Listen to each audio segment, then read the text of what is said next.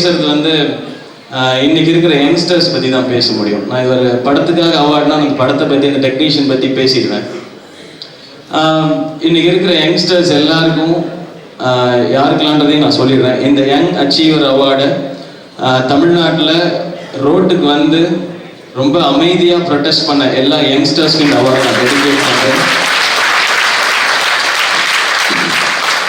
அவங்க இந்த உலகத்துக்கே ஒரு வழி காமிச்சிருக்காங்க எப்படி ப்ரொடெஸ்ட் பண்ணணும் அப்படின்னு சொல்லி. ஒரு நல்ல விஷயம், ஒரு உரிமைக்காக உட்காரணும்னா எப்படி உட்காரணும், எப்படி போராடணுன்றதை சொல்லி கொடுத்துருக்காங்க. ஸோ அவங்க எல்லாருக்கும் இதை டெடிகேட் பண்ணுறேன். ஏன்னா அவங்களுக்கு கொடுக்குறதுக்கு என்கிட்ட எதுவுமே கிடையாது. ஸோ இந்த இடம், இந்த மேடை, இதோட வேல்யூ ஜாஸ்தி. ஏன்னா இங்கே இருக்கிற எல்லாருமே லெஜெண்ட்ஸ், அச்சீவர்ஸ். இதை வாங்கின எல்லாருமே ரொம்ப பெரியவங்க, அவங்க நிறைய சாதிச்சவங்க.